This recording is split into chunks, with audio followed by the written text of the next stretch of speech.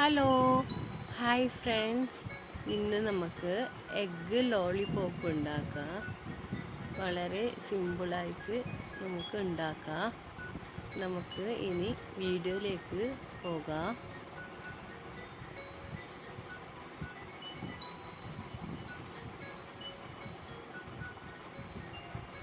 ഇതിന് ആവശ്യമുള്ള ഫസ്റ്റ് നമുക്ക് കുറച്ച് മുട്ട എടുക്കാം. ഒരു 5 മുട്ട മതി. ഉപ്പ് ഇട്ടിട്ട് കുറച്ച് വേവിക്കാം. അതിനുശേഷം നമുക്ക് 2 സവാള, 2 പച്ചമുളക്, കരിവേപ്പില ഉണ്ട്. സവാള കട്ട് ചെയ്തെടുക്കാം. നമുക്കൊരു ബൗൾ എടുക്കാം. അതിലേക്ക് കട്ട് ചെയ്ത 2 സവാള കൂടി ബൗളിലേക്ക് ഇടാം. നമ്മൾ കട്ട് ചെയ്ത ഇനി 2 പച്ചമുളക് കൂടി അരിഞ്ഞത് കൂടി ചേർക്കാം. എരിവിനാവശ്യമുള്ള പച്ചമുളക് ചേർക്കാം.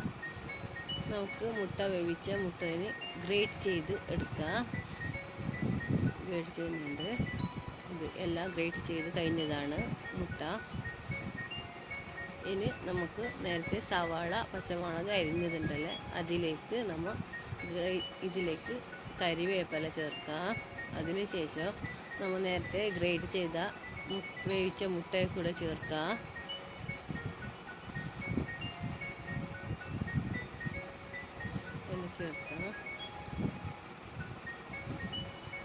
ഇതിലേക്ക് നമുക്ക് ആവശ്യമുള്ള ഉപ്പ് ചേർക്കാം.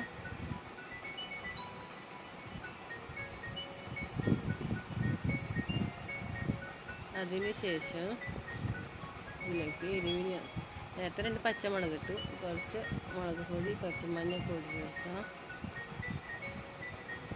മിക്സാക്കാം.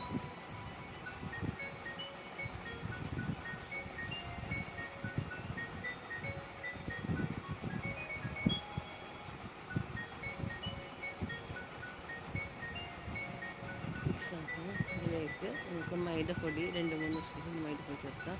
കുറച്ച് ഉരുളക്കിഴങ്ങ് വേവിച്ചത് കൂടി ചേർക്കാം. ഇതിലേക്ക് നല്ലപോലെ മിക്സാക്കാം.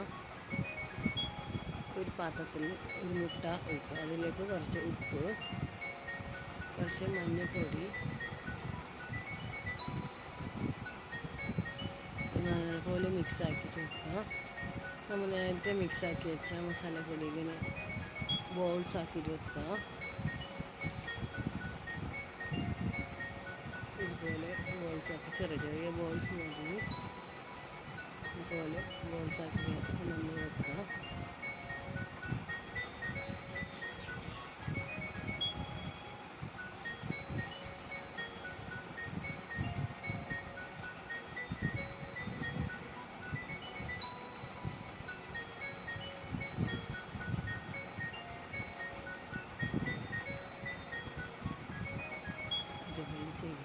എല്ലാ ബോൾസ് റെഡിയായി.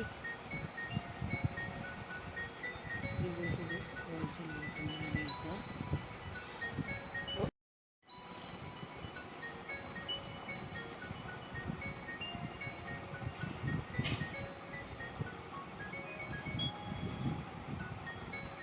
എല്ലാ ബൗൾസ് റെഡിയായി.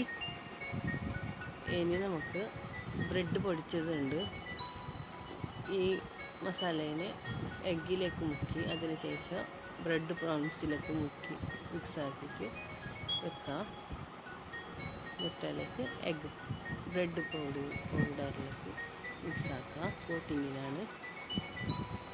ഇതുപോലെ എല്ലാ എഗ് ബോൾസിനും ഇതുപോലെ നമുക്ക് മിക്സാക്കിയിട്ട് വെക്കാം. എല്ലാം റെഡിയായി. അതിനുശേഷം നമുക്കൊരു പാനിൽ തേങ്ങ എണ്ണ ഒഴിച്ചിട്ട് വെക്കാം. തേങ്ങ എണ്ണ സൺഫ്ലവർ ഓയിലോ ഏതെങ്കിലും ഉപയോഗിക്കാം. നല്ലപോലെ ചൂടായ ശേഷം ഒരു ബോൾസ് ആയിട്ട് ഇടാം.